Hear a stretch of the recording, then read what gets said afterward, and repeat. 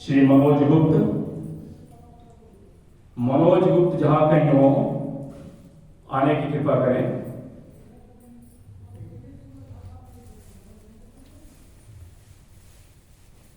पूज्य स्वामी श्री सत्यप्रकाश जी महाराज के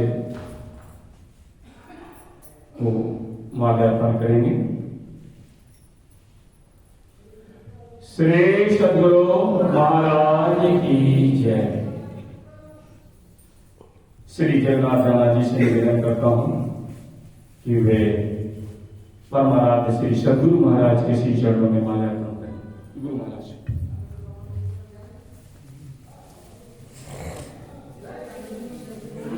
सद्गुरु महाराज की जय।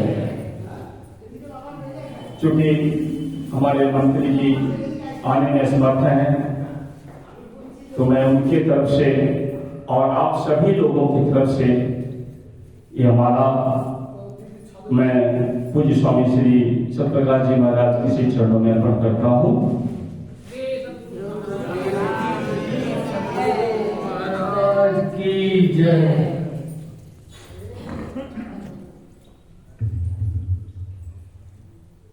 अब मैं अधिक समय नहीं लेते हुए मैं श्री चरणों में निवेदन करता हूं कि कार्यवाही की आगे बढ़ाएं और समस्त आए हुए धर्म प्रेमी से सादर सर्वत्र प्रार्थना है कि अपनी मोबाइल को बंद कर दें, क्योंकि हम लोग यहां आए हैं कुछ जानने, कुछ पाने और कुछ करने के लिए। यदि उसमें थोड़ी सी त्रुटि हो जाए तो हमारा मन चंचल हो जाएगा, हम फोन को रिसीव करने में लग जाएंगे। तो जिस वजह से हम अपने बहुमूल्य समय को देने के लिए यहाँ उपस्थित हुए हैं, उसका लाभ हमें न मिल सकेगा। तो इसलिए आप लोगों से सादर फिर मैं करवत प्रार्थना करता हूँ कि अपने मोबाइल को साइलेंट कर दें या उसे बंद कर दें। श्री सद्गुरु महाराज की जय।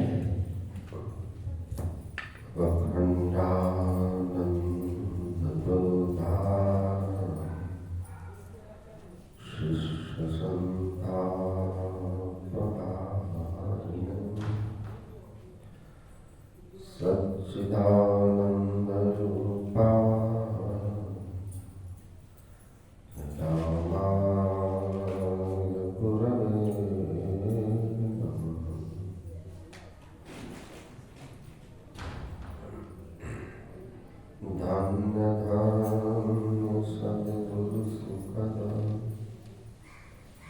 महिमा कही जा, जो कुछ कहूँ तुम्हारी कृपा।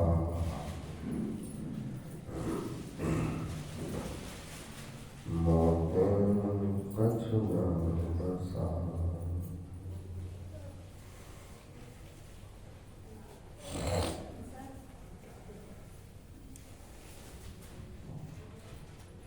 परमादरणीय सत्संग प्रेमी महानुभाव, धर्मानुरागिनी माताओं एवं धर्मशिला वर्ग,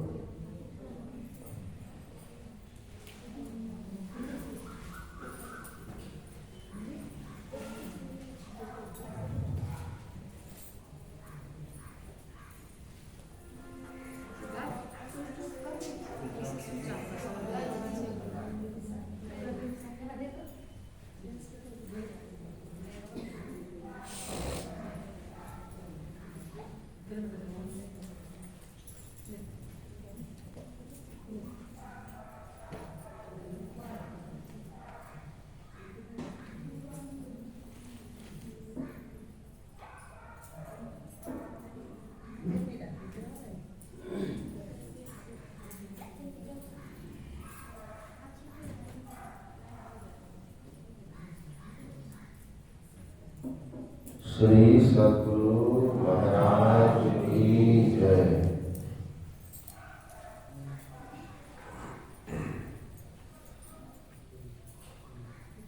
स्वामी विवेकानंद जी महाराज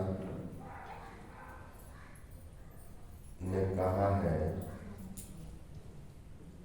साधारण मनुष्य और महान मनुष्य दोनों के बीच में जो अंतर होता है वह अंतर मन की चंचलता और मन की स्थिरता का है।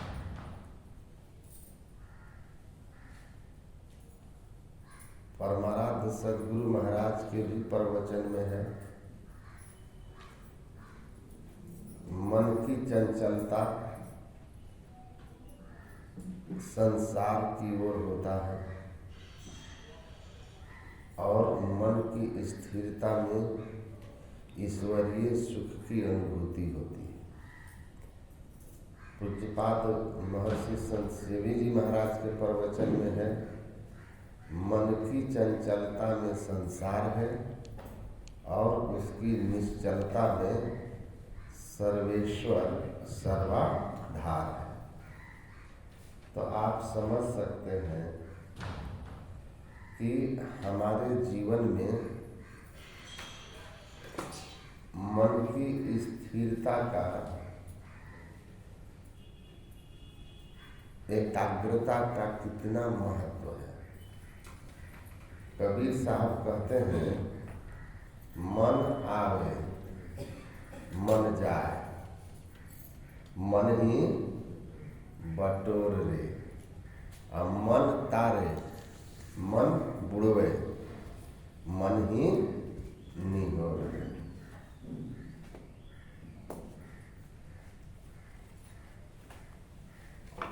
वेदांत कहता है, मनः एव मनुष्याणां कारणं बंध मोक्षः।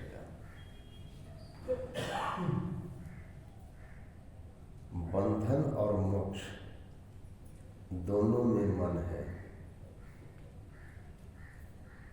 मन तारता है, मुक्त करता है। मन बुड़वे, बुड़वे मतलब डुबाना। 84 लाख योनि के चक्र में पड़ना, संसार में डूब जाना है, भवसागर में डूबना है। तो मनवा अजब तुम्हारो खेल, इत उत जीव ही देत ढके। कबीर साहब कहते हैं, मन तुम्हारा अजब खेल है। जीव को देवता से मनुष्य, पशु, पक्षी, कृमि सब योनि में पहुंचा देते हैं। ये सारा खेल मन का। इसीलिए सबसे अधिक किसी से हमें सावधान होने की जरूरत है, हमारा मन है।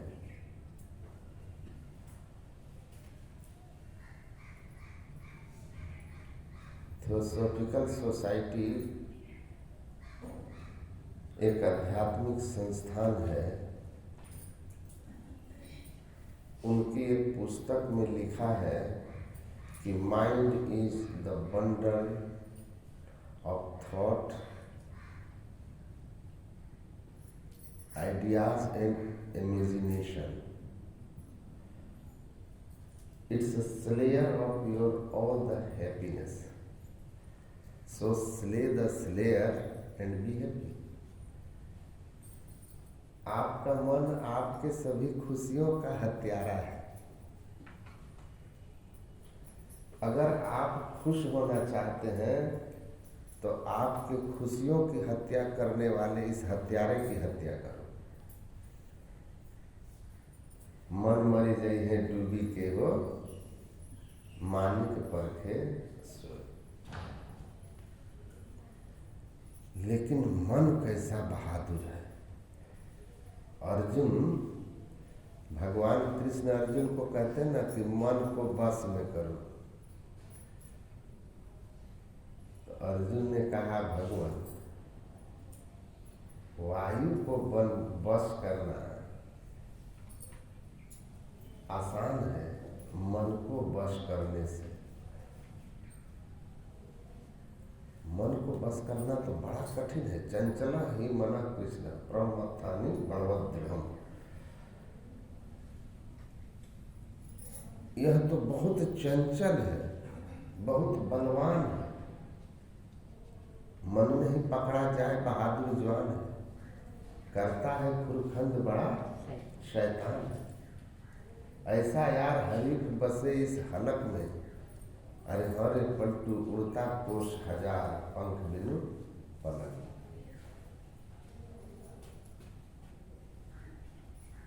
इसको पकड़ना है।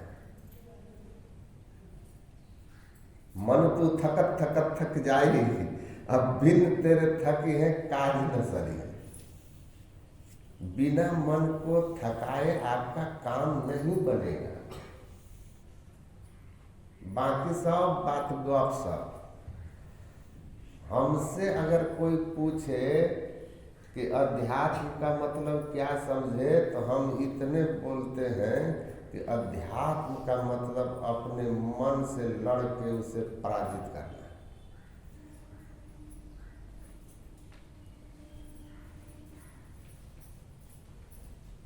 मन को जीत लिया, संत सुखी मन जीती,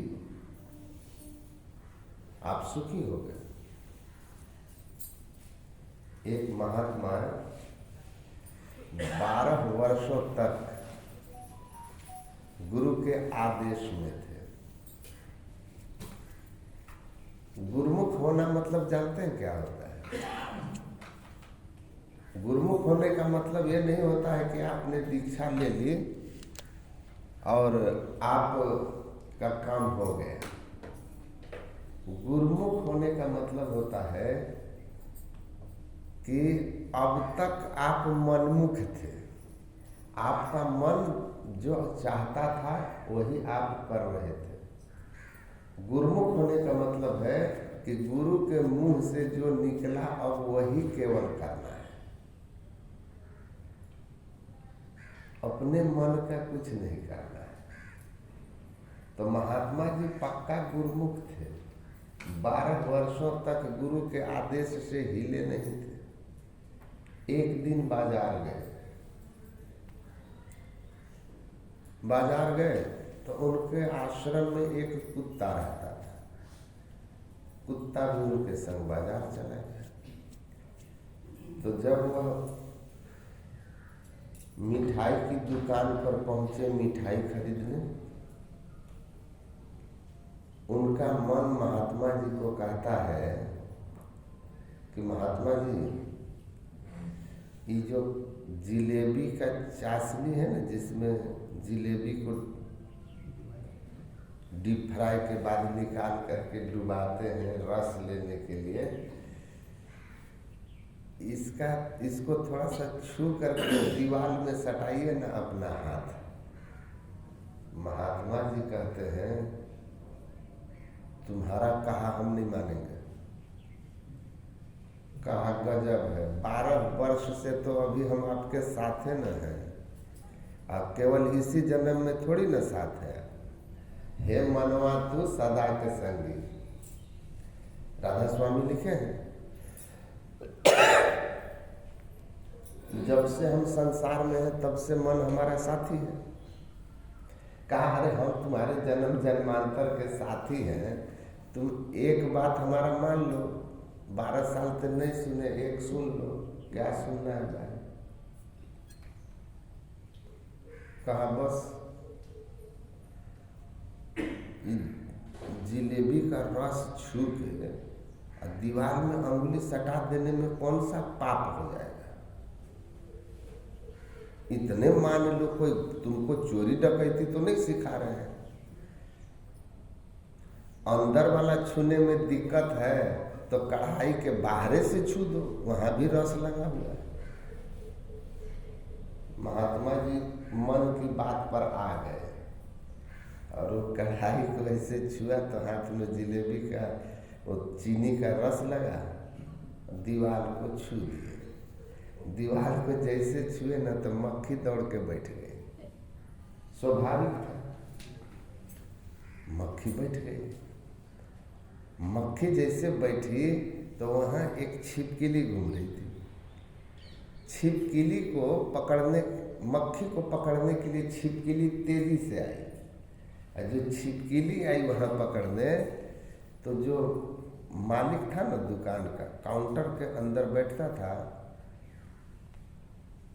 उस एक बिल्ली पाल के रखा था, उसको बिल्ली से बड़ा स्नेह था।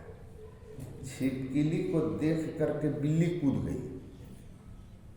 अब बिल्ली जो कूदी ना छिपकली को पकड़ने के लिए मालिक की गोद से, तो वो काउंटर तो ऐसे था, दीवार इधर जंप की, बस वो काउंटर के बाहर चली गई।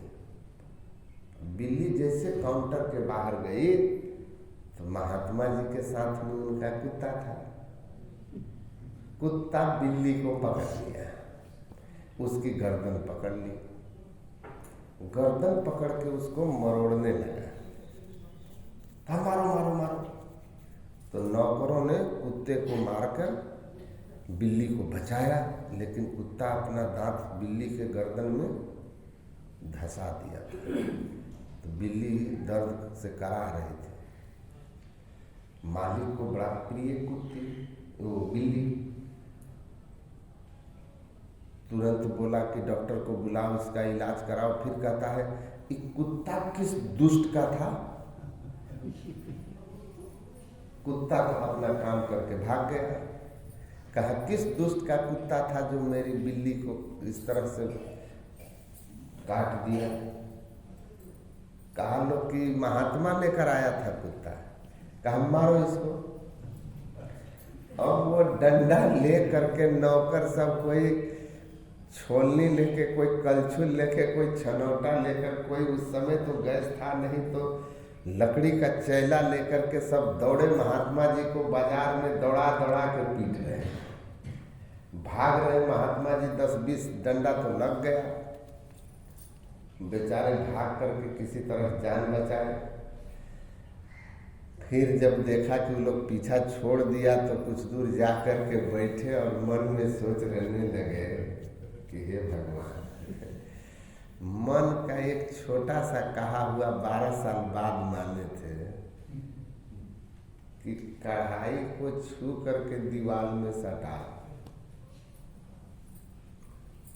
सरेआम बाजार में दौड़ा करके हमको पिटाई हुई है। आज जो लोग 24 घंटा रोज मने के हिसाब से चलते हैं, उनको जमराज किस हिसाब से पीटेंगे भगवान जाने। उनका क्या होगा। तो गुरुमुख मतलब गुरु के हिसाब से अनुकूल चलना। इसीलिए कबीर साहब कहते हैं मन नहीं पकड़ा जाए बहादुर जवान है, यह मन जालिम जोड़ रे बरजे नहीं माने। और जो या मन को पकड़ा चाहे भागत साकल तोड़ दे। सुर नर मुनि सब पच पच हारे, हाथ न आवे चोर दे। अजे हंसा सतगुरु के होई, राखत ममता छोड़ दे। कहे कबीर सुनो भाई साधो, बचो गुरु की होठ। तो ये मन जो है ना बहुत बलवान है और बहुत शैतान है।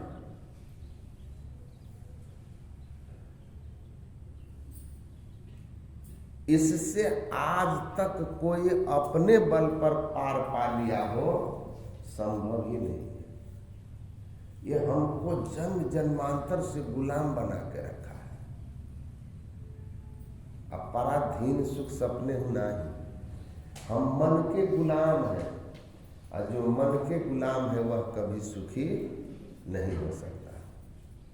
इसीलिए कबीर साहब कहते हैं कि सामान्य मनुष्य की बात छोड़ दो,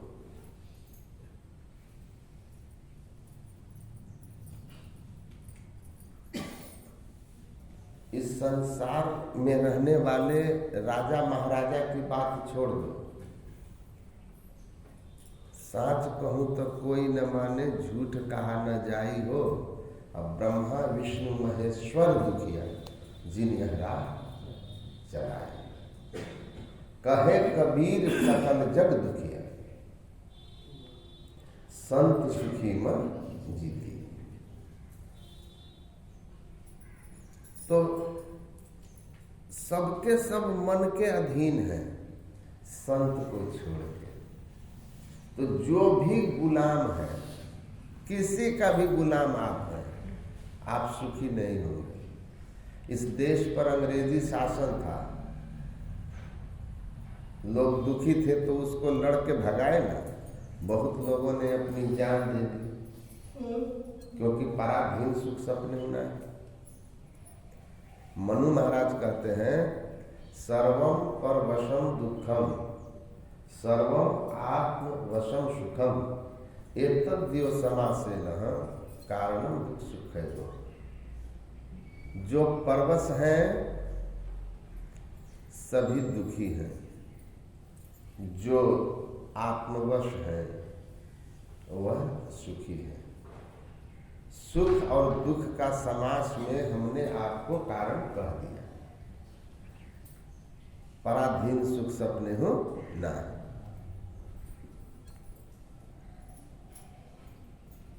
तो पराधीनता दुख है, और हम मन के पराधीन हैं इसलिए दुखी हैं।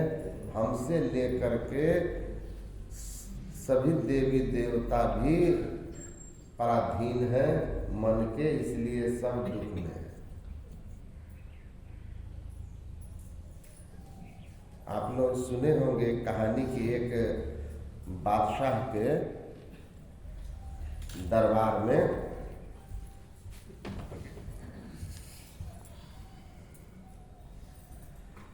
देखिए, आपको हम देखे नहीं हैं तो स्मरण किए हैं।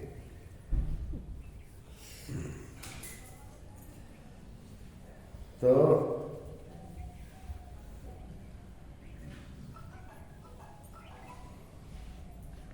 बादशाह के दरबार में वह जाता है, एक फकीर,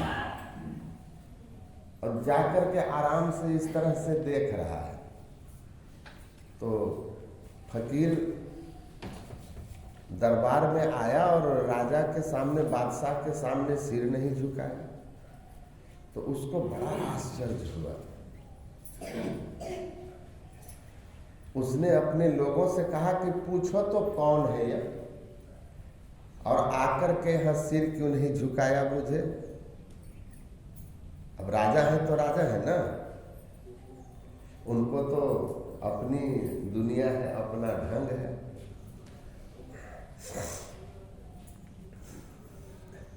तो वो कहते हैं कि पूछ गया। तो मंत्री गया, पूछा, है आप कौन हो, और आपने हमारे बादशाह के सामने सजदा क्यों नहीं किया दरबार में आके। तो फकीर ने कहा कि मैं बाद में बताऊंगा मैं कौन हूं, और सजदा क्यों नहीं किया। तुम अपने बादशाह से इतना पूछ के आओ कि तुम्हारा बादशाह मन के गुलाम है या मन तुम्हारे बादशाह का गुलाम है।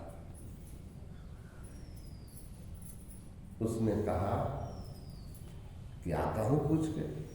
बादशाह के पास गया, कहा महाराज, सवाल के जवाब देने के पहले उसने इस अपने सवाल का जवाब मांगा है कि यह बताइए कि आप मन के गुलाम हैं कि मन आपके गुलाम है। तो बादशाह ने कहा कि मैं तो मन के गुलाम हूं भाई, मेरा मन हमसे जैसे कहता है हम उसी हिसाब से चलते हैं। तो जाकर के मंत्री ने फकीर को कहा कि राजा कह रहे हैं वे मन के गुलाम हैं। तो फकीर ने कहा कि तुम्हारा बादशाह मन का गुलाम है और मन मेरा गुलाम है। जो मेरे गुलाम का गुलाम है वो हमसे सजदा करवाना चाहता है, इससे बड़ी मूर्खता और क्या होगी। संत सुखी मन जीते।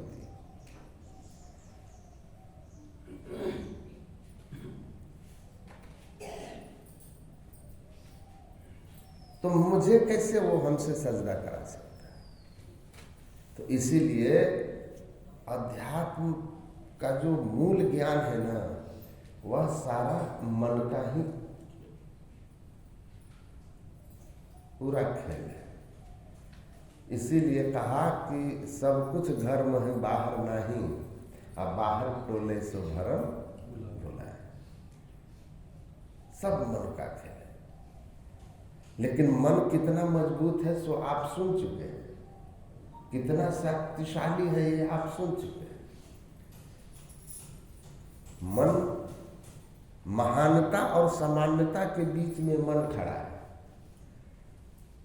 ईश्वर और संसार सब मन चंचल है, संसार है, और मनोलय हो गया तो सर्वेश्वर सर्व। कितना सरल।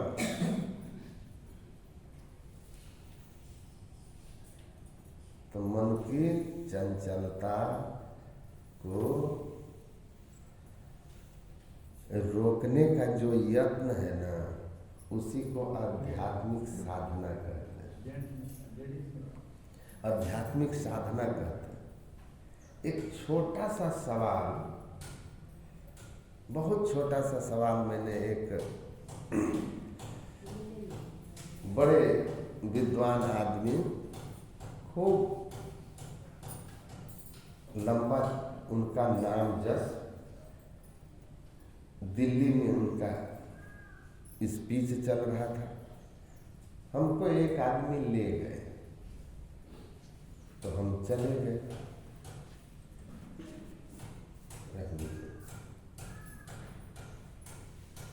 तो वो मोटिवेशनल प्रीचर थे। उन्होंने अपना स्पीच दिया, स्पीच खत्म किया। वो आए, आकर बैठे, खूब तालियां बजी, मोटिवेट कर रहे थे युवाओं को, खूब तालियां बजी। पैसे भी लेते हैं वो लोग अपने स्पीच के। 3-4 मोटिवेशनल प्रीचर हैं जो हमारे कांटेक्ट में हैं, देश विदेश जाते हैं वो, जिनसे हमारा संपर्क रहता है। उससे मेरी पहली मुलाकात थी। उसका हम भी नाम सुने थे। तो मैंने कहा, कह रहे हैं लोग तो मिलना चाहिए, क्या स्पेशलिटी है। वो स्पीच देकर आए और आकर पूछा, हाँ स्वामी जी कैसा था मेरा स्पीच। एक उनका स्टाइल था बोलने। मैंने कहा बहुत अच्छा। फिर मैंने पूछा उनसे कि एक बात पूछूं, तो बोले कहिए। आप ध्यान करते हैं? सिंपल सवाल, ध्यान करते हैं? कहा कि ध्यान तो कोई खास नहीं करता हूं, लेकिन थोड़ा बहुत करता हूं, कभी कभी थोड़ा बहुत करता हूं, कभी कभी। मैंने कहा अच्छा। मैंने कहा ध्यान खूब कीजिए, नियमित कीजिए, नहीं तो अभी आप दूसरे को मोटिवेट कर रहे हैं। अब कल जब आपको कंपटीशन मिला ना, चैलेंज मिला दूसरे से इस प्रोफेशन में, तो खुद डिप्रेशन में चल जाइएगा, खुद डिप्रेशन में चल जाइएगा। ध्यान कीजिए, खूब कीजिए। अच्छा, मैंने कहा ये बताइए कि कहीं दीक्षा लिए हैं? तो कहा कि नहीं, दीक्षा क्या लेना, ध्यान करने के लिए। तो हम बोले ध्यान मतलब? तो किसी एक फॉर्म में अपने को जो है एकाग्र कर लेना है, किसी एक रूप में, या अपने मन में उठने वाले विचारों पर ख्याल रखना है, और क्या ध्यान है। हम बोले कि अभी आप गीता पर कुछ बोल रहे थे, आपके स्पीच में गीता को आधार बना के बोला जा रहा था, तो आपका व्याख्यान गीता के आधार पर है, तो ध्यान किसके आधार पर होगा? गीता के अनुसार होगा ना। तो जैसा कृष्ण गीता में कहे हैं ध्यान करने के लिए, उस तरह से न ध्यान कहलाएगा कि अपने मन से। ध्यान तो बगुला भी करता है कि नहीं? मछली खाने के लिए। हाँ, प्रथम समाधि धार के चुन चुन मछली मार। समाधि लगा करके मछली मार रहा होता है, ध्यान तो वो भी है। गीता में क्या कहा है ध्यान? समः कायो शिरोगिरो धारयन् नचलं स्थिरा संप्रेक्ष्य नासाग्रम स्वदिशश्चान्नवलोकयन्। पहले बैठने की आसन की विधि बताई, धड़गड़ मस्तक सिद्ध साधासन। और तब कहा कि किसी दिशा को न देखते हुए नासाग्र में देखो। तो मैंने बोला ये नासाग्र कहाँ है जहां देखना है? ये न कृष्ण का ध्यान योग है।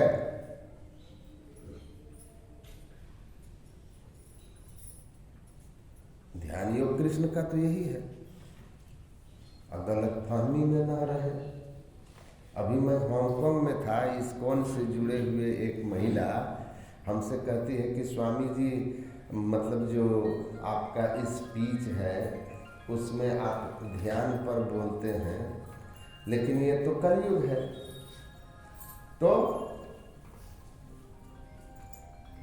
तो कलयुग है, यहाँ तो श्री कृष्णा का नाम जब हरे रामा हरे कृष्णा।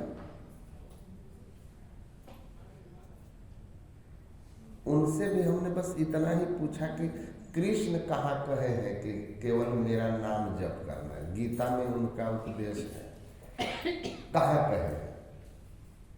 और मैंने कहा कि do you think Lord Krishna was a ignorant person? He was not a ओमनीसाइंट God? आप समझते हैं कि कृष्ण अज्ञानी व्यक्ति थे?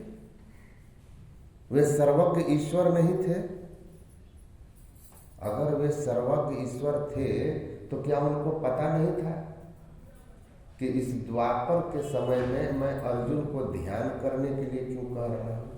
Why I am inspiring Arjuna in this Dwapar for meditation? अब पूरा जो है 6th चैप्टर मेडिटेशन पर ही क्यों कह दिया? अब उस समय जब युद्ध का समय था, वहां तो उसको युद्ध के लिए प्रेरित किया जा रहा था। तो ध्यान के लिए द्वापर में भगवान कृष्ण ने कहा। ऐसा भी नहीं कि कह करके ध्यान करो, ध्यान बता के नहीं रह गए। उन्होंने अर्जुन को स्पष्ट आदेश दिया कि तपस्वी भी धिको योगी, ज्ञानी भ्योपि मतो धिका, कर्मी भ्यश्च धिको योगी, तस्मात् योगी भवन्ति। आप कह रहे हैं कि सतयुग में तप था। ये सवाल बार बार पूछा जाता है। वृंदावन में भी ये बात हुई, काशी में भी हम स्वामी निर्मलानंद जी महाराज बैठे थे, वहाँ उस आश्रम के महंत थे बगल में बैठे हुए।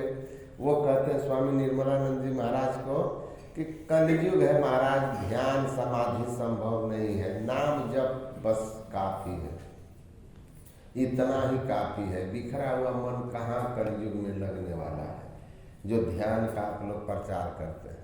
तो मैं उसको नहीं बोल के हम अपने पड़ोसी को बोले, जितना आलसी सब आदमी है ना, वो सब यही सब बकवास करता है कि ध्यान का समय नहीं है कलयुग में। फिर वो हमको बोलते हैं क्या बोले? हम बोले नहीं, मैं आपके लिए नहीं बोल रहा हूँ, मैं जनरल बात बोल रहा हूँ। फिर मेरी उनसे बात होने लगी, तो फिर मैंने उनको भी बहुत सारे उदाहरण दिए। ये मतलब गुरु महाराज कहते थे कि एक संस्था है कृष्ण के नाम पर प्रचार करती है, जो भारतीय अध्यात्म को बहुत क्षति पहुंचाए, उससे क्षति पहुंची।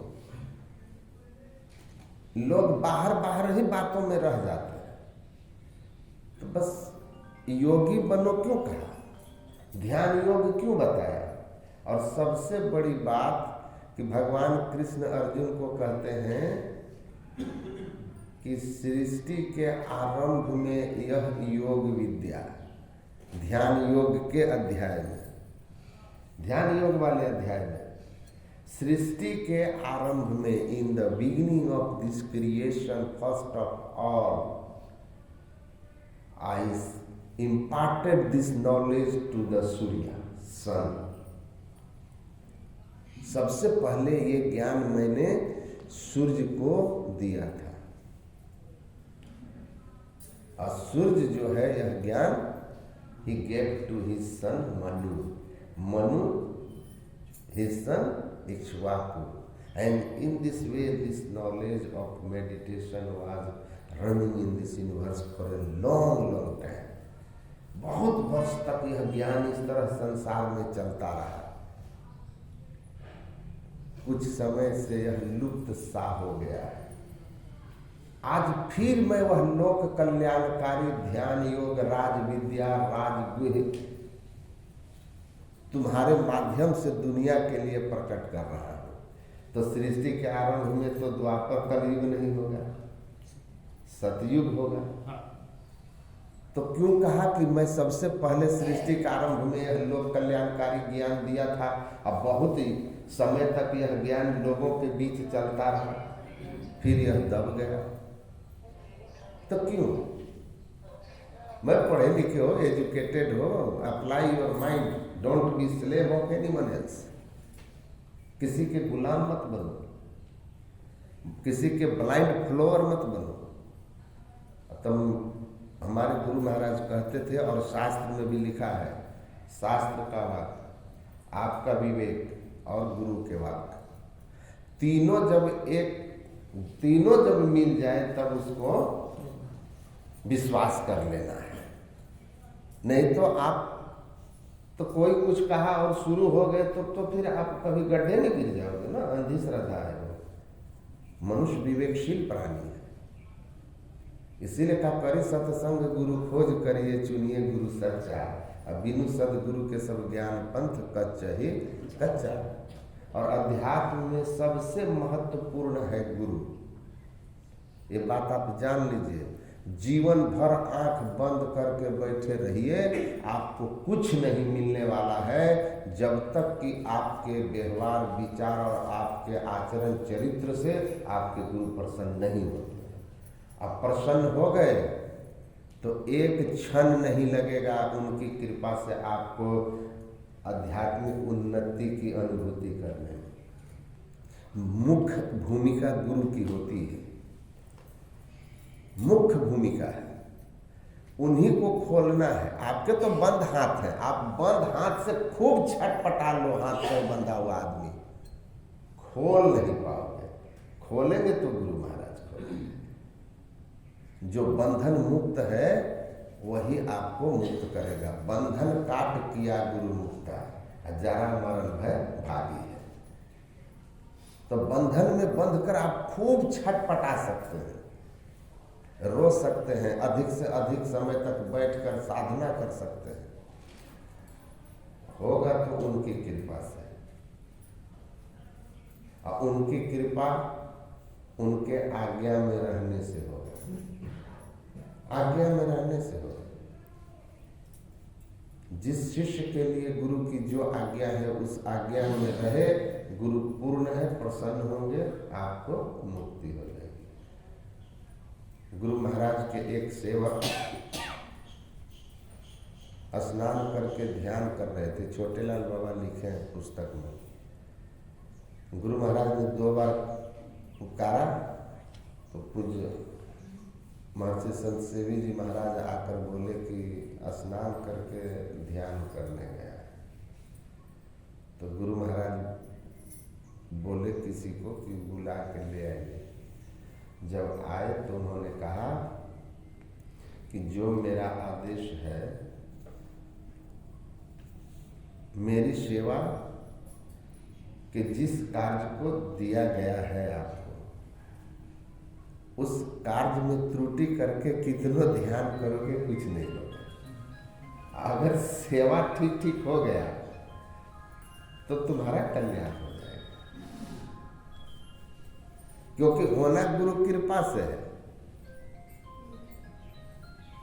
भगवान कृष्ण ने क्या कहा, ना हमिज्या प्रजात्यभ्याम तपसा पश्मेन वा अतुष्यम सर्वभूतात्मा गुरु सुश्रेया था। कहा गुरु की सेवा से जो शिष्य गुरु को प्रसन्न कर लेता है, न ब्रह्मचर्य व्रत धारण करने से, न गृहस्थ आश्रम के नियमों में रहने से, न वानप्रस्थ, न संन्यास, इस किसी भी धर्म के किसी भी आश्रम के आचरण में वो अपने को रखे, लेकिन अगर वो अहंकारी है, गुरु को अपनी सेवा से प्रसन्न नहीं कर सका है, तो वह कभी मुक्ति नहीं पा सकता। क्योंकि जब भी मुक्ति होगी तो मोक्ष मूलम गुरु कृपा, गुरु कृपा से मोक्ष होगा। आनंद ध्यान नहीं किया था, भगवान बुद्ध की त्रुटि विहीन सेवा किया था, और जब उनका शरीर छूटने लगा तो भगवान बुद्ध ने, जब आनंद रोने लगा तो भगवान बुद्ध ने क्या कहा कि तुम तो मेरी सेवा किए और सेवा में शर्त लगा दी। शर्त लगा के किया था ना कि हम आपकी सेवा में रहेंगे, तो शर्त ये है कि हम भोजन आदि बनाने में, सत्संग में आपका नहीं जा पाएंगे, तो आप वहाँ जो सुनाएंगे फिर हमको आकर बाद में सुनाइएगा। आप जहाँ कहीं भी जाइएगा वहाँ हमको जाने में रोक ना हो। कोई भी व्यक्ति जो हमको अगर अच्छी चीज दे तो मैं वो आपको दूं। तो इस तरह से उसने कुछ शर्तें लगाई थी। तो कहा कि तुमने मेरी सेवा त्रुटि विहीन की है, लेकिन कुछ शर्तों के साथ, और ध्यान तुम नहीं की, लेकिन सेवा तुमने की है, तो मैं तुमको उस सेवा का फल, यह आशीर्वाद है कि 6 महीना मेरे शरीर छूटने के बाद तुम अभ्यास करना और मुक्ति पा लेना। 6 महीना आनंद को लगा, मात्र 6 महीना। अगर वो कंडीशन नहीं लगा के सेवा किया रहता ना, तो वो भी नहीं लगता, वह भी नहीं लगता। गुरु महाराज कहे ना, महर्षि संत सेवी जी महाराज को, मेरी सेवा ही आपकी तपस्या है, वही आपका ध्यान है।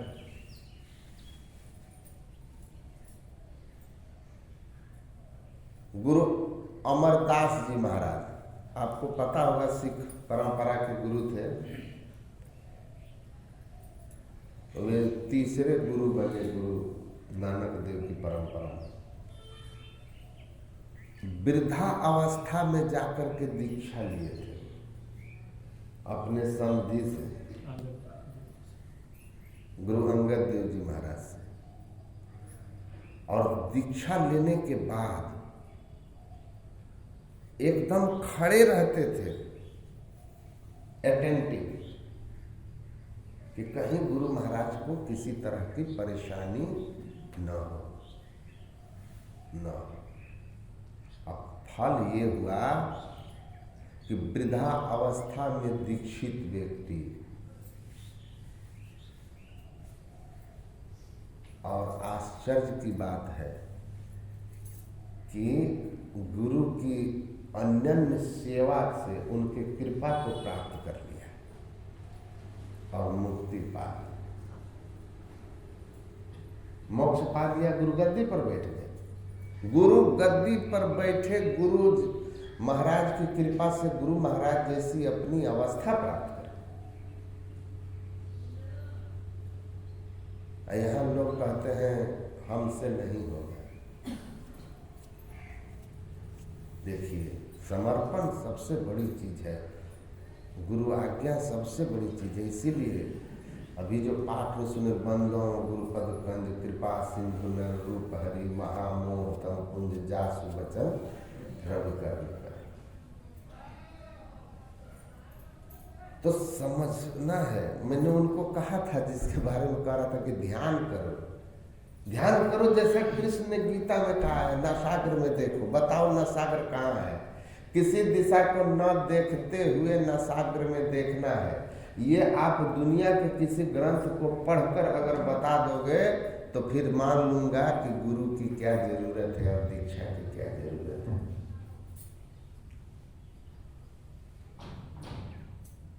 ध्यान सबसे बड़ा मोटिवेशन है, ध्यान सबसे बड़ा आत्मबल बढ़ाने का साधन है। बड़े से बड़े विपत्ति में, विपरीत परिस्थिति में, जीवन के उतार चढ़ाव में अपने आप को शांत बनाए रखने का ध्यान से बढ़कर न कोई दूसरा साधन है, न विकल्प है। इसलिए ध्यान जो नहीं करेगा उसका कितना, वह अपने आप को जो है ना कभी हमेशा प्रेरित करके नहीं रख सकेगा।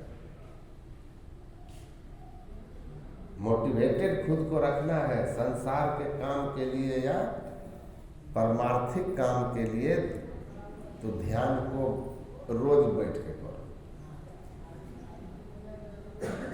खूब करो। अध्यान बिना गुरु के होगा ही नहीं। ध्यान मतलब क्या? मन की एकाग्रता, मन की चंचलता को स्थिरता में ले आना और फिर मन को उस अवस्था में पहुंचाना जहां जाकर मन लय को प्राप्त हो जाए। चंचल मन फैला हुआ होता है और मन को जैसे जैसे स्थिर करेंगे तो वो सिमटता चला जाएगा। बहिर्मुख से अंतर्मुखी होना है। फैले हुए मन को समेटना है। ये समेटने की टेक्निक है, ये गुरु बताते हैं। एक आईआईटी के इंजीनियर, उनकी पत्नी डॉक्टर, और एक मेरा भतीजा भी उसी के कंपनी में, सेम ही कंपनी में कंप्यूटर का जो है वो डीजीएम के पद पर है, उसी बेंगलोर में।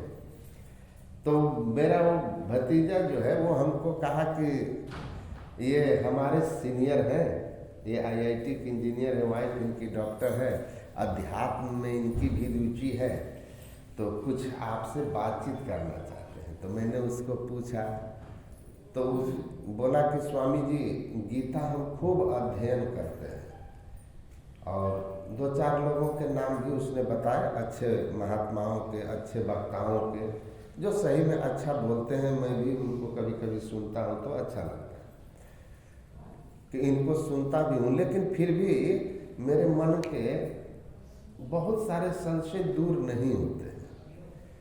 और कहा कि 1-2 किसी का नाम लेकर उसने कहा कि वो बोलते हैं गीता का ठीक ठीक अध्ययन करो, सभी शंकाओं का समाधान मिलेगा। हम बोले कभी नहीं मिलेगा। जो कॉमन शंका है, कॉमन समस्या है, उसका उसमें इलाज मिल जाएगा।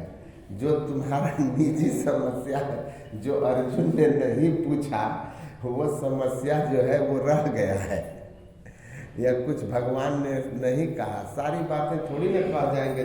45 मिनट का तो वो उपदेश है, लगभग 45-50 मिनट का, तो कितनी बातें कही गई, तो समाधान नहीं होगा।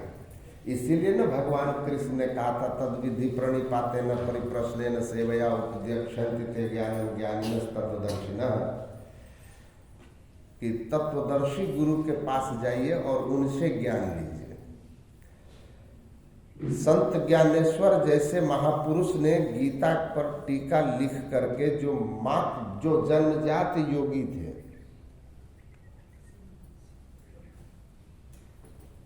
उन्होंने कहा कि गीता पर टीकाएं हमने बेस्ट लिख दी है, लेकिन फिर भी ग्रंथ को समझने के लिए गुरु की जरूरत होगी। मैं ये नहीं कह सकता मेरे ग्रंथ को पढ़कर कोई समझ जाएगा सब कुछ, गुरु की जरूरत नहीं होगी। तो समझना भेद यह गुप्त किसी ग्रंथ से है, असंभव सीख लो किसी संत से। महर्षि संत सेवी जी महाराज का यह लोकप्रिय लाइन था। तो बिना सदगुरु के नहीं जान पाओगे। अब फिर मैंने थोड़ा लाइटर मोड में कहा कि अच्छा, आपकी लड़ाई आपकी पत्नी से है, रोज लड़ाइयाँ होती है, वैचारिक मतभेद है, हर बात में आप लड़ते हो। और भगवान कृष्ण ने अर्जुन से कहा कि तुम घबराओ मत, अपने अधिकार के लिए लड़ो। कैसे लड़ो? तस्मात् सर्वैर्युक्तानेषु मामनुष्मर युद्ध च, कि हे अर्जुन, तुम हमेशा हमारा स्मरण करते रहो और युद्ध भी करते रहो। तो तुम तो इसका समाधान यही ना तुम समझोगे। लड़ाई आपकी पत्नी से है तो क्या कीजिएगा? हे कृष्ण हरे कृष्ण करके पत्नी से युद्ध शुरू कर दीजिएगा। वो उधर से बेलन लेके दौड़ेगी, आप इधर से मॉनिटर का माउस लेके दौड़िए, कंप्यूटर, और दोनों लड़िएगा, भगवान को स्मरण भी कीजिएगा। आप बताइए, आपकी समस्या आपकी पत्नी से भाई है। वो पत्नी कोई अस्त्र शस्त्र लेकर दुर्योधन कर्ण के तरह युद्ध भूमि में नहीं है। तो उस समस्या में क्या करना होगा, उसका कहीं लिखा है? तो कहता है वो हमसे कि स्वामी जी, आपने बात खोल ही दिया है, तो इसका समाधान भी बता दीजिए। कि अगर आपस में वैचारिक मतभेद है और हर बात में कॉन्फ्लिक्ट भी होता है, विवाद भी होता है, तो क्या करना चाहिए? हम बोले कि इसका तो आज तक एक ही उत्तर आया है कि मौन रहिए, मौन रहिए। अपने विचारों के सारी दुनिया के सामने प्रस्तुत कीजिए, लेकिन वहां उस विचार के साथ आप सामंजस्य कीजिए। अतिरिक्त इसके और कोई आज तक किसी ने इसका समाधान नहीं ढूंढा है। यही समाधान है, मौन। सहमत रहो ना रहो, सहमति दिखाते रहना है।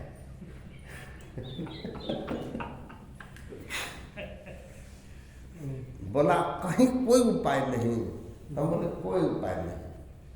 हिंदू धर्म में कोई उपाय नहीं, क्योंकि हिंदू धर्म में न डाइवोर्स जैसा कोई शब्द है, न तलाक है। हिंदू धर्म में 7 जन्म तक यही मिलने वाली है। अगर अभी तलाक ले लोगे तो समझो सूद सहित फिर 8-9 जन्म हो जाएगा, अवधि बढ़ जाएगी। तो इससे बेहतर है कि आपको मौन रह करके उनके विचारों को न मानते हुए भी वैचारिक स्तर पर हाँ जी, तो आनंदे आनंद है। नहीं तो भाई हमारे पास भी कोई समाधान नहीं है, कोई नहीं ढूंढ पाया।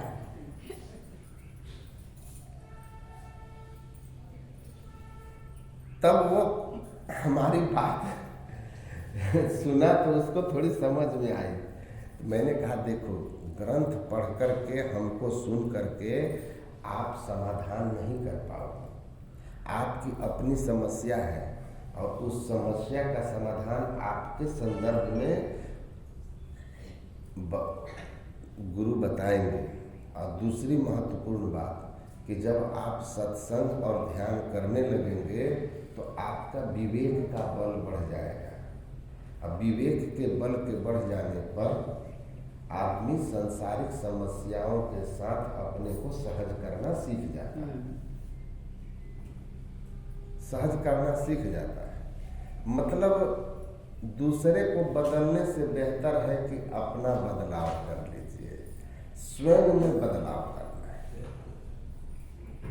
खुद में बदलाव। तो खुद को बदलने के लिए सत्संग ध्यान है।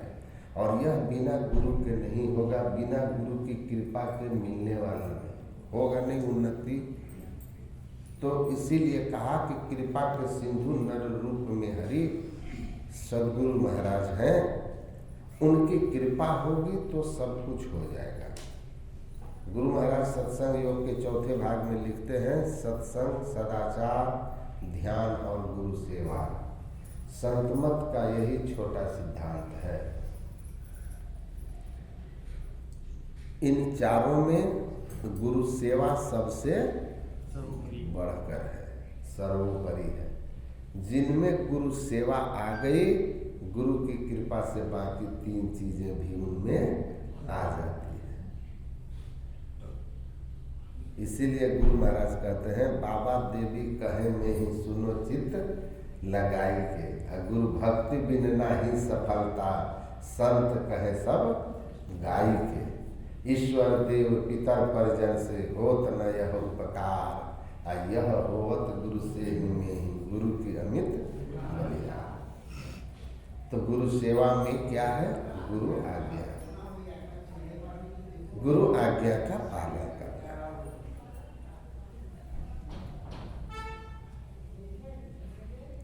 हम किसी चीज को ढूंढना नहीं है। गुरु क्या करते हैं? स्वामी विवेकानंद क्या कहते हैं कि जो दिव्यता आपके अंदर है, गुरु उसी को प्रकट कर देते हैं। The divinity which is with in you, सदगुरु ओनली मैनिफेस्ट्स देम। वह दिव्यता जो आपके अंदर में है, सदगुरु उसको प्रकट कर देते हैं। देहस्था सर्व विद्याश्च, सारी विद्याएं कहाँ है? हमारे अंदर। देहस्था सर्व देवता, समस्त देवता कहाँ है? हमारे अंदर। देहस्था सर्व तीर्थानि, गुरु वाक्य नाम। सब कुछ आपके अंदर में है। गुरु उस अंदर में जो हमारा है और हमसे छिपा हुआ है, हमारे लिए अव्यक्त है, गुरु उसको अपनी कृपा से, अपनी युक्ति से व्यक्त कर देते हैं। 10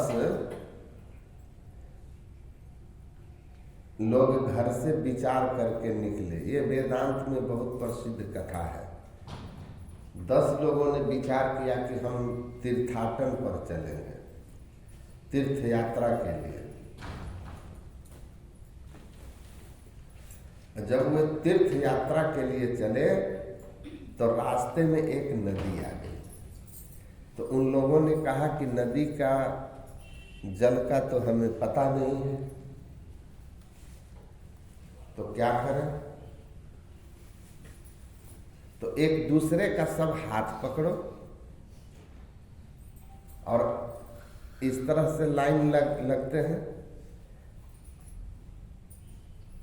आगे पीछे करके, बिल्कुल मतलब एक आगे एक पीछे इस तरह से रहेंगे और सब एक का हाथ पकड़े रहेंगे। तो आगे वाला पानी का थाह लेगा, अगर संजोग से उसको पानी अथाह मिला तो हाथ पकड़े रहे हम लोग, बच जाए, खींच लेंगे, बाहर आ जाएंगे। तो ऐसे हाथ एक दूसरे का पकड़ करके और धीरे धीरे धीरे धीरे गले भर ही पानी हुआ और वे लोग नदी के दूसरी ओर चले गए। जाने के बाद जो है सबने कहा कि ऐसा करते हैं कि भाई काउंट कर लेते हैं कि हम लोग 10 के 10 पार हुए कि बीच में कोई छूट गया। तो 10 खड़े हो गए सर्किल बनाकर, वृत्ताकार, गिनना शुरू किया। 1 2 3 4 5 6 7 8 9, अपने को छोड़ दिया।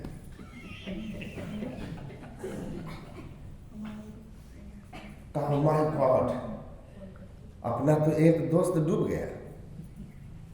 कहा कैसे? कहा 9 ही है।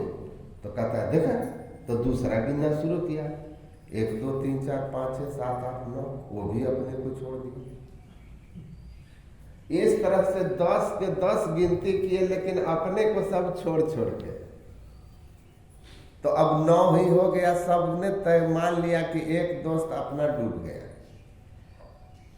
अब बैठ के सब रोने लगे कि एक दोस्त अपना डूब गया, कहाँ चला गया। एक महात्मा जी आए, देखे भाई ये क्यों है इतना एकदम से नदी किनारे बैठकर रो रहे हैं। पूछे क्या बात है, क्यों रो रहे हो? कहा घर से तीर्थ के लिए हम 10 मित्र चले थे, लेकिन एक डूब गया। महात्मा जी ने कहा 10 चले थे, एक डूब गया, तो हाँ 9 ही बचे हैं। तो महात्मा जी गिनते हैं तो 10 है, पूरा यही कहा 9 ही है। तो महात्मा जी कहा अच्छा कैसे गिने, फिर से गिनो।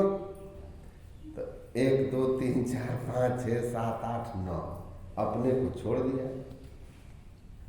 महात्मा जी ने दूसरे को कहा तुम गिनो। तो उसने भी सेम प्रोसेस 9 की गिनती कर ली, अपने को छोड़ दिया। तो महात्मा जी तीसरे को कहे कि तुम गिनो। तो वो भी ऐसे करके 1 2 3 4 5 6 7 8 9 जैसे किया। तो महात्मा जी ने 9 कह के जैसे वो रुका, महात्मा जी ने उसका अंगुली पकड़ के इस तरह घुमा के उसके छाती पर कहा कि 10। कहा ये 10 तुम अपने को लेकर न 10 हो, 10 मित्र में तुम हो ना। तो हाँ, तो तुमने खुद की गिनती कहा की। फिर सब गिन रहा है अपने को लेकर के, और 1 2 3 10वां खुद हो जा रहा है। सब खुश हो गया एकदम, नहीं नहीं कोई नहीं डूबा है, सब हम लोग बच गए हैं, जय श्री राम। तो अपने को छोड़ दिया था। गुरु महात्मा आए और केवल उसको अपने आप का ज्ञान करा दिया कि तुम खुद का बोध करा दिया। जो ऑलरेडी था ही, डूबा हुआ नहीं था, खोया हुआ नहीं था। कबीर साहब ने कहा है पाया कहे तो बाबरा और खोए कहे तो कूर। अब पाया खोया कुछ नहीं, ज्यों का त्यों भरपूर। कबीर साहब कहते हैं कि कोई कहे कि ईश्वर को हमने पाया, पागल आदमी है। अगर कहा कि ईश्वर खो गए हैं तो वो तो क्रूर है, क्रूर व्यक्ति। तो न ईश्वर पाया न ईश्वर खोया, ज्यों का त्यों भरपूर। तो फिर कोई दुखी, कोई सुखी, कोई आत्मज्ञानी और कोई अंधकार में फंसा हुआ क्यों है? जब पाया खोया कुछ नहीं, ज्यों का त्यों भरपूर, तो फिर ये अंतर क्यों आता है संत और संसारी में?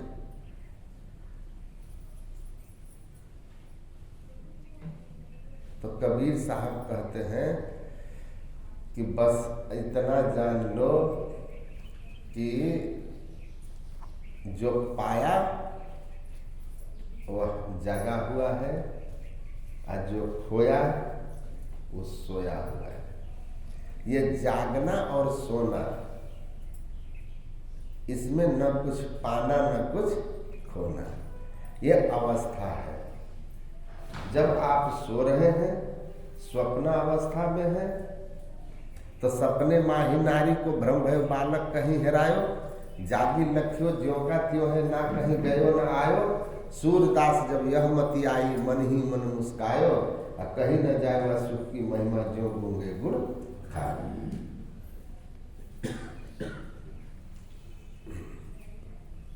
तो जो स्वप्नावस्था है, कोई नारी सोई हुई है, स्वप्न देखती है कि मेरा बच्चा खो गया। हम मेले में गए हैं, बच्चा खो गया, तो खूब व्याकुल होती है, इधर उधर भागती है, दौड़ती है, पूछती है, परेशान होती है, और तभी उसकी नींद खुल जाती है। तो देखती है कि बच्चा मेरे साथ ही में है। तो बच्चा न खोया था। वो ये नहीं कह सकती कि थैंक्स गॉड बच्चा मेरा खो गया था अब मिल गया, क्योंकि खोया नहीं तो मिलने का सवाल ही नहीं। उसकी स्थिति बदल गई थी, वो जागृत से स्वप्न के अवस्था में चली गई थी और इसलिए उसको बच्चा खो जाने का दुख हो रहा था। जागी तो पता चला कि नहीं, वो मेरा जो बच्चा खोने का दुख था वो मेरा भ्रम था, ज्ञानता थी। जैसे उन दोस्तों का कि एक मित्र खो गए, डूब गए, उसकी अज्ञानता थी। दियो बताए ताहि सतजन तन के ताप नशाए। संत बताए मित्र खोने का दुख गया, जाग गए, बच्चे खोने का दुख गया। तो कहते हैं कि जो कहता है सो गए, पाया और खोया। संत क्या करते हैं, हमारे अंदर में ही है, हमारी अवस्था को अपनी युक्ति से बदलते हैं, अवस्था बदल जाती है। जेहि जाने जग जाई हेराई, अजागे जथा स्वप्न भ्रम जाए। जिसको जान लेने से संसार समाप्त हो गया, द्वंद्व द्वैत सब समाप्त हो गया। जैसे जागने से स्वप्न का द्वंद्व द्वैत खत्म होता है। तो जागो रे जिन जागना, अब जागन की बार, फिर क्या जागे नान का जब सोए पांव पसार। तो जागना है हमको, हम सोए हुए हैं तो हम कैसे जागे? जगाने वाला सदगुरु गुरु नानक कहते हैं जागो रे जिन जागना। जागो, मनुष्य शरीर मिला है, जागने की बारी है, लेकिन जागोगे कैसे? तो जो जगा हुआ है वही तुमको जगाएगा। एको सतगुरु जागता होर जग सुता मोह पाया। एक केवल संत सदगुरु ही है जो जगे हुए हैं, स्वरूप में स्थित है, बाकी मोह निशा सब सो निहारा। मोह की नींद में सोया हुआ आदमी आपको क्या जगाएगा? एक पतिदेव व पत्नी में बातचीत ही नहीं होती थी।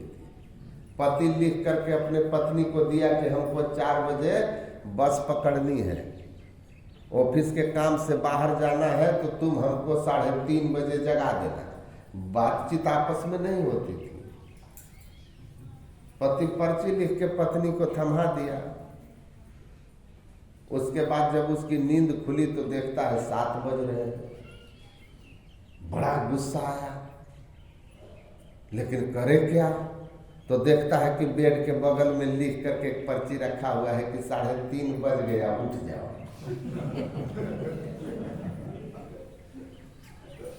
ऐसे गुरु के भरोसे रहिएगा तो जगिएगा कभी।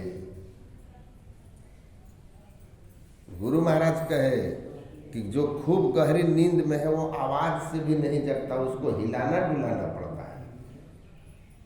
ऐसे तामसी लोग जब सदगुरु के शरण में जाते हैं तो गुरु उसको डरते फटकारते भी हैं, उसको बहुत तरह की बातें कहते हैं ताकि उसके अंदर में थोड़ा आत्मसम्मान जगे और संस्कार को ठीक करे।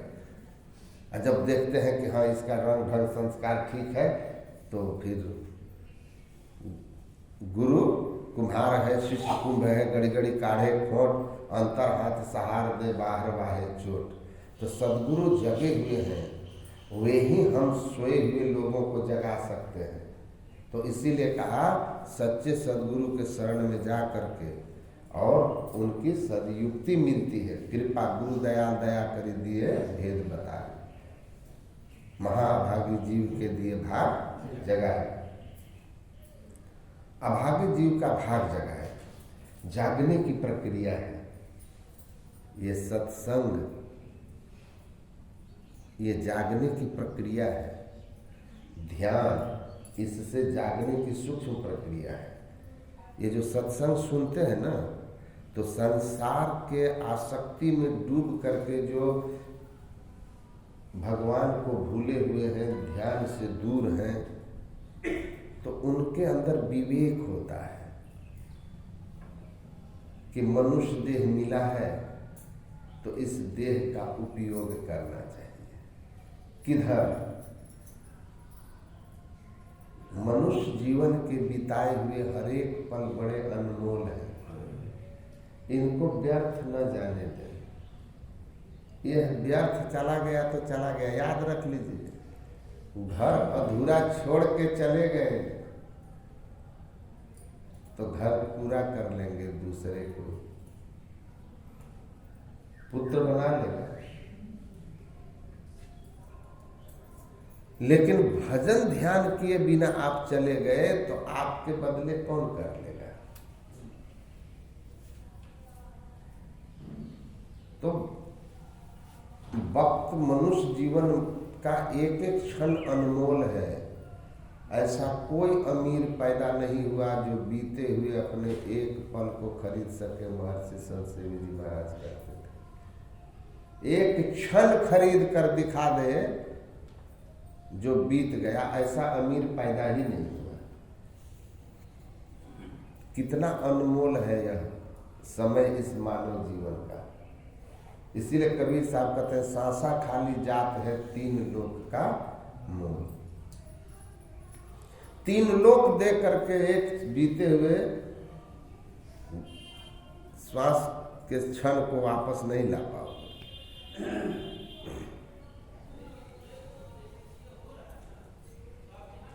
तो इस अनमोल क्षण का उपयोग करना है। तो ये जो सत्संग है ना, यहाँ से हम मोह की रात्रि में पढ़कर केवल संसार के लिए जो सोचते हैं, उससे हमको बाहर निकालना है, बाहर निकालना है। सोचने लगते हैं कि कुछ अच्छा करें, कुछ भजन करें, कुछ सत्कर्म करें, यहाँ से जागना शुरू होता है। लेकिन यह जागना अंधे का जागना है। जगता अंधा भी रोज है और सोता अंधा भी रोज है। लेकिन अंधे को जागने पर भी कुछ दिखाई देता नहीं है। उसको दिखाई कुछ नहीं देता है, लेकिन ताप तो महसूस होता है ना। सोए हुए में सूर्य का ताप न पता चले, जागने पर ताप महसूस होता है कि नहीं होता है? वैसे सत्संग से जब आदमी को विवेक वैराग्य जगता है तो उसको ठीक ठीक दिखाई देने लगता है कि संसार कितना बड़ा दुखालयम अशाश्वतम है। संसार के दुख के ताप को वह मन अनुभव करने लगता है। काया दुर्ग दुखद बंदी खाना, जले अग्नि या में दुख की, ये सब उसका विवेक अब उसको अनुभव कराने लगता है। नहीं तो विचारहीन को तो इस संसार में रमणीय महा, अनविचार रमणीय महा, संसार भयंकर भारी। जो विवेकी नहीं है उसको यह संसार रमणीय लगता है, यद्यपि यह भयंकर दुखदायी है। तो उस दुख के मर्म को समझने लगता है। यहाँ से जागना है, पर ये अंधे का जागना है। साधन करके जब हम बैठते हैं, साधना करना शुरू करते हैं, यही जग जामिनी जागहि जोगी परमारथी प्रपंच वियोगी।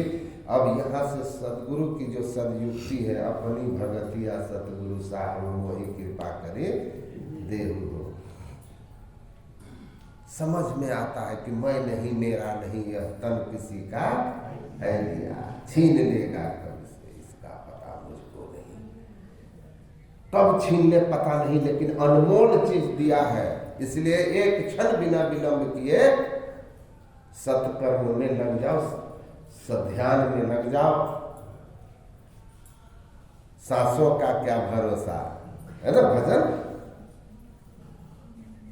इनका भरोसा न करके भजन में लग जाइए और नियमित अभ्यास कीजिए। बिना अभ्यास किए एक दिन भी मत रहिए। भूखे रह लेना कोई बुराई नहीं है। 3 दिन नहीं खाओगे तो कुछ नहीं फर्क पड़ने वाला है। थोड़े से शरीर में कमजोरी आएगी, फिर थोड़ा बढ़ा के खा लेना, 2 दिन फिर जैसे के तैसे हो जाओगे, है ना।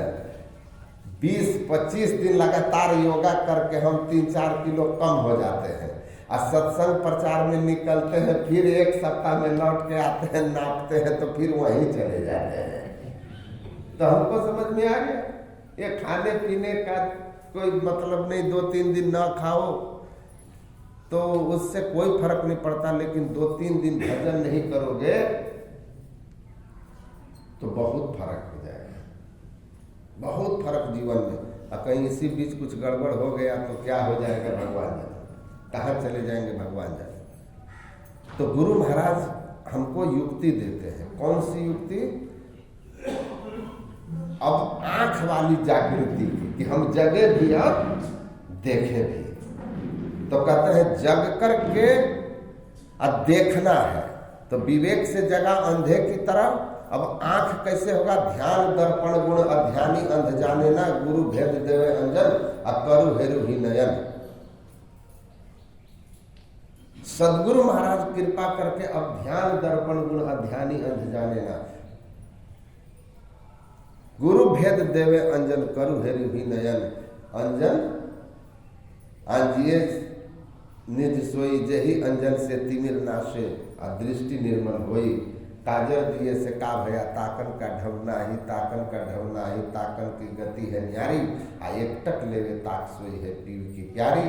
तो वो यहीं से हमको समझाते हैं कि देखो बाबू, फैले हुए चेतना का सिमटाव करो, फैले हुए मन को समेटो, बहिर्मुख से अंतर्मुख हो जाओ। चंचलता में संसार है, निश्चलता में सर्वेश्वर सर्वाधार है। तो इस चंचलता को रोकने के लिए आपको मंत्र जप करने के लिए कहा जाता है। नाम रूप की दुनिया में फंसे हुए चित्त को नाम और रूप के सहारे से ही पहले हम समेटना शुरू करते हैं। इसीलिए पहले एक मंत्र का जप करना है। जप करना है, बहुत श्रद्धा प्रेम से जप करना चाहिए, इस विश्वास के साथ कि आपके द्वारा जपा हुआ एक एक मंत्र आपके पाप का नाश करने वाला है, आपके जीवन को दिव्य बनाने वाला है। गुरु मंत्र की बहुत महिमा है। इसको ठीक ठीक जपिएगा तो तेरा कार्य सरे सारा। कल्प वृक्ष आपके मनोरथों को सिद्ध करने वाला और चित्त को शुद्ध करने वाला है। ठीक ठीक मंत्र जप करके और फिर तब इष्ट रूप का ध्यान, गुरु रूप का ध्यान करना है। और ध्यान करके इससे आपका संस्कार जो है ना एकदम शुद्ध हो जाएगा। हमारा मन रजोगुणी तमोगुणी है, क्योंकि जन्म जन्मांतर से पशु पक्षी जोनियों में रहा है, तो वो सब संस्कार है। इसीलिए अभी आप शुरू में दीक्षा लेकर ध्यान करने बैठते हैं तो जिनके बुद्ध जैसे, गुरु महाराज जैसे, महापुरुषों जैसे जन्मों के संस्कार हैं उनकी बात अलग है। लेकिन जो सामान्य है वो जन्मांतर के संस्कार में तामसी राशि वृत्ति रहती है और उनका मन चंचल होते रहता है। इसीलिए खूब जपना पड़ता है, खूब इष्ट रूप ध्यान करना पड़ता है। गुरु जाप मानस ध्यान मानस कीजिए, दिल साफ कर खूब करना पड़ता है। चलते फिरते भी करिए, नियम से बैठ के करिए। एक बार आपका चित्त जो है ना शुद्ध हो जाए, सात्विक हो जाए, फिर आपका मन इतना सुकून देगा, इतना जीवन आनंदमय होगा, आप एक बिल्कुल ही अलग हो जाओगे। आप अपने आप में एक बिल्कुल अलग व्यक्तित्व रहोगे, आपको खुद में महसूस होने लगेगा। पड़ोसी पाकिस्तानी ही रहेगा, लेकिन आपका नर्वस सिस्टम एकदम कंट्रोल में है। बाहर की परिस्थितियों में भी बदलाव आता है भजन से, लेकिन अंदर की जो स्थिति बदल जाती है ना, तो सब बदल जाता है।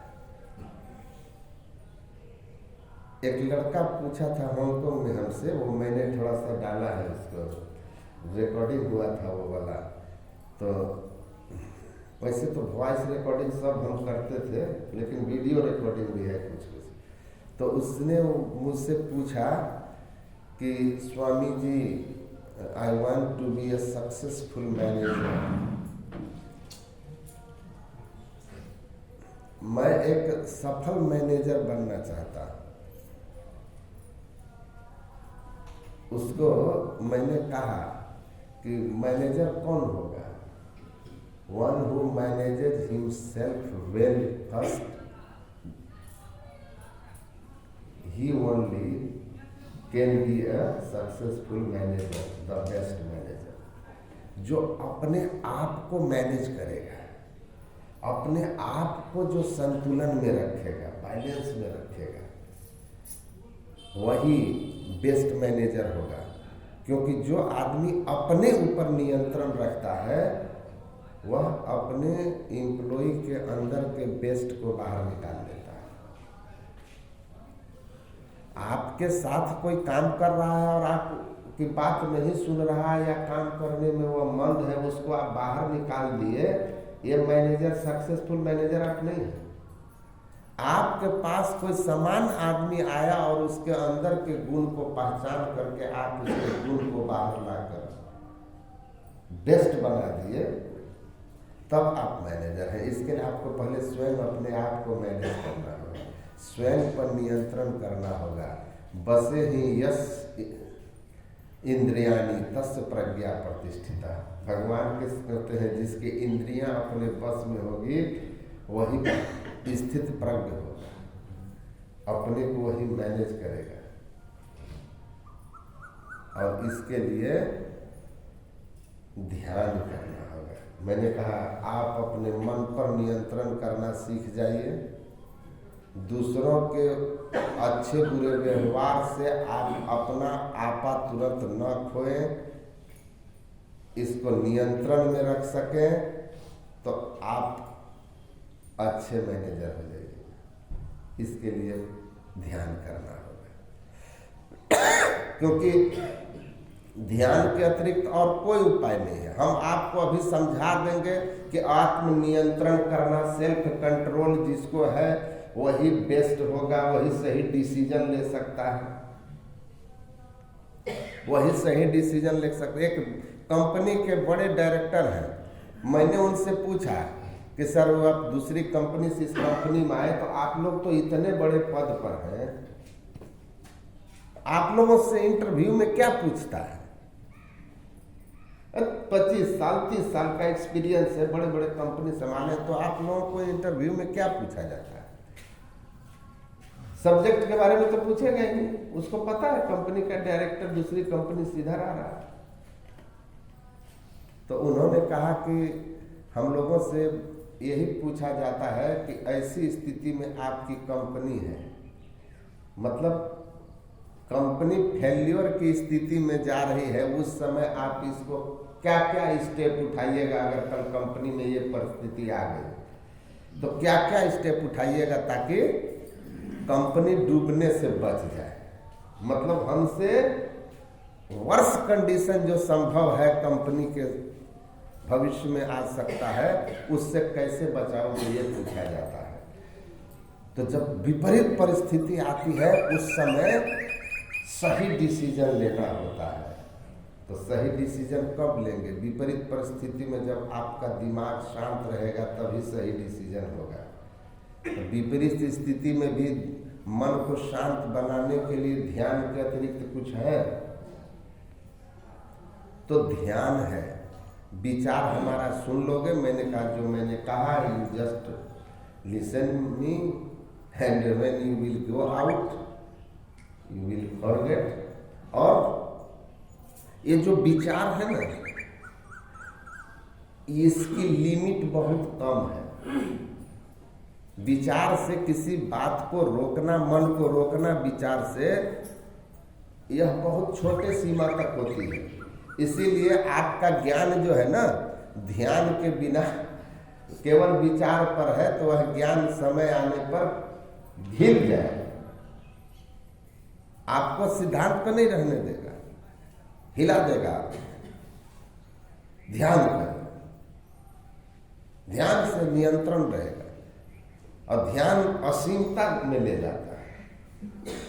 कितनी भी विपरीत परिस्थिति हो, जिस ध्यान में जो अपने को स्थिर कर लिया वो हिल डोल नहीं करेगा, उसकी शांति नहीं भंग होगी, और उस स्थिति में उसके निर्णय इतने सटीक होंगे कि वह वहां से बाहर निकल जाएगा। तो मानस जब मानस ध्यान के बाद श्री गुरु पद नख मणिगण ज्योति सुमिरत दिव्य दृष्टि है होती, उघर विमल बिलोचन ही के मिटे दोष दुख भौर जनी के सूझ ही रामचरित मणि मानिक अगुपत प्रकट जहाँ जे जही खाने।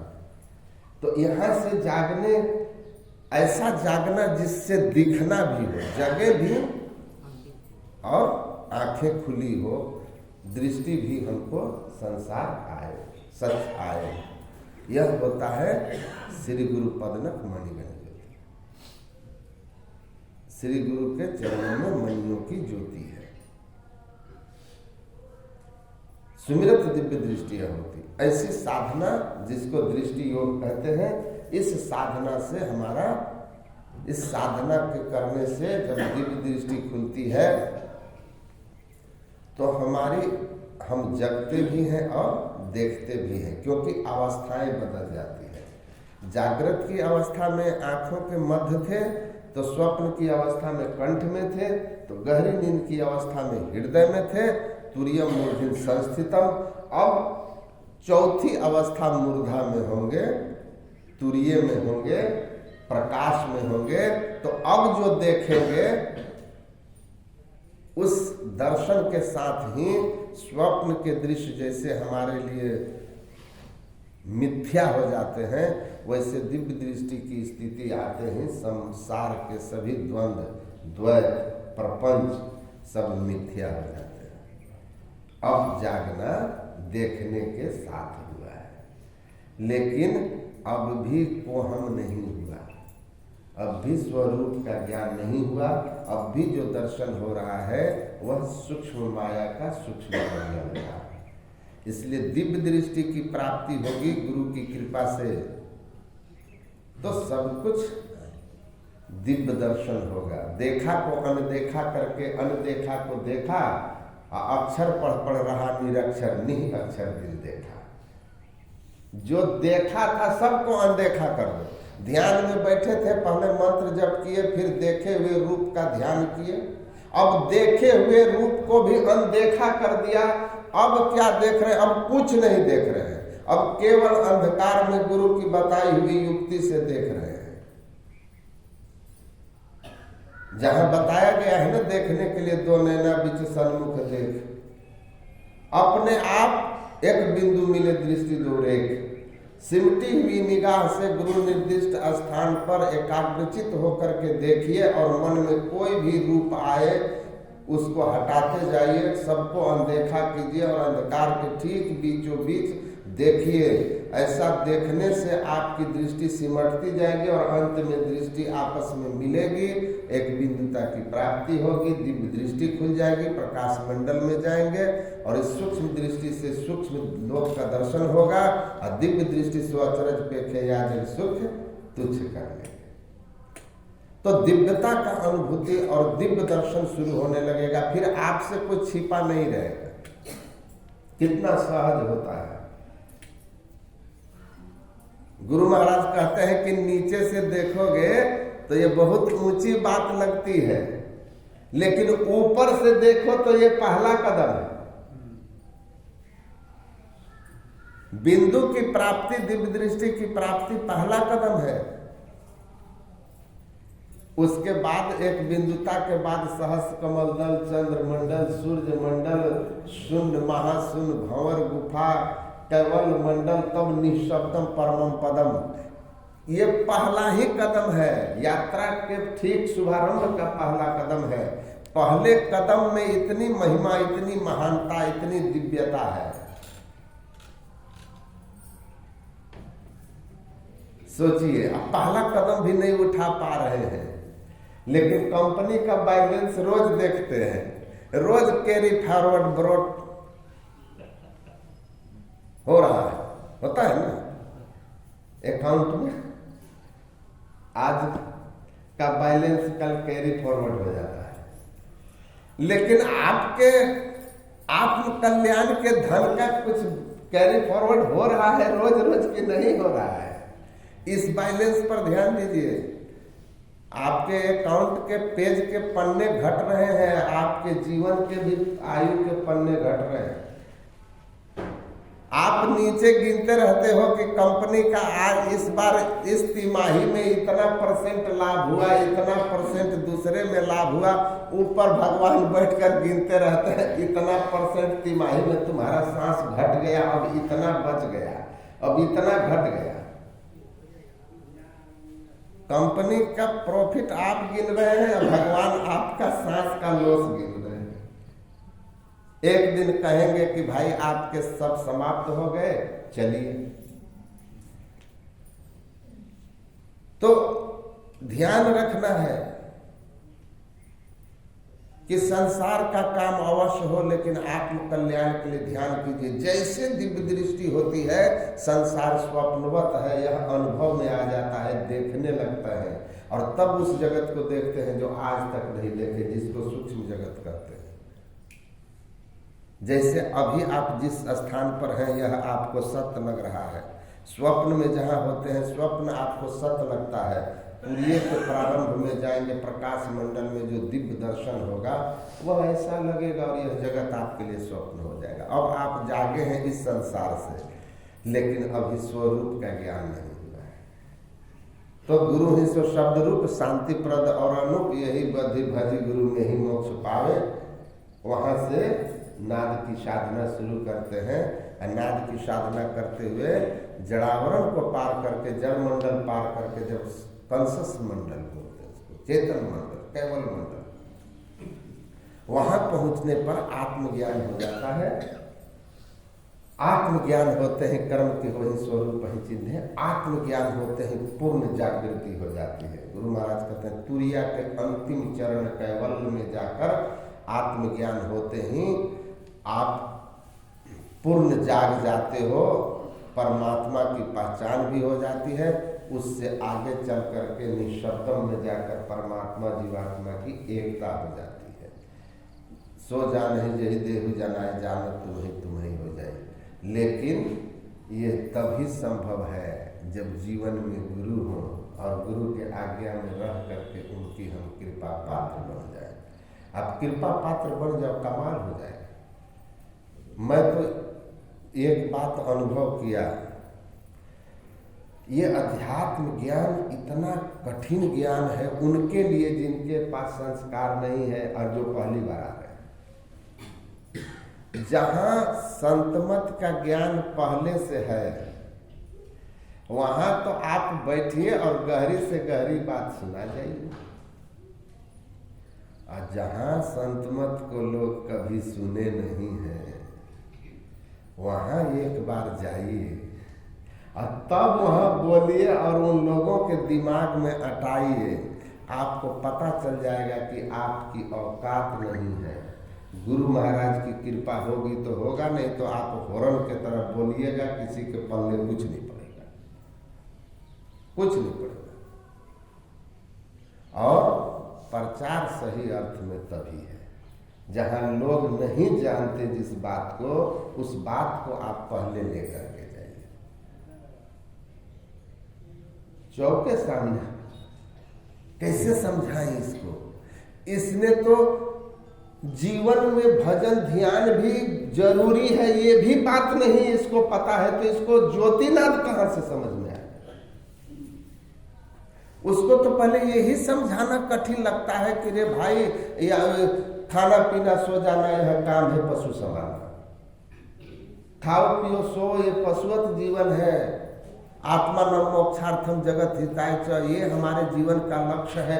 ये बात उसके दिमाग में डालना कि भगवान भी कोई चीज है, उनकी भक्ति भी कोई चीज है, सत्संग ध्यान नाम की भी कोई वस्तु होती है, इसकी भी महिमा है जीवन में, और इसके बिना आपका जीवन अधूरा है, व्यर्थ हो जाएगा। इसका इंपॉर्टेंस उसके दिमाग में डालना ये सबसे टफ होता है। तब न बताइएगा, जब वो भगवान को मान ले, ध्यान सत्संग जरूरी है स्वीकार करे, तब न बताइएगा कि भगवान का स्वरूप क्या है और ध्यान की विधि क्या है। ऐसे लोगों के बीच जाकर उन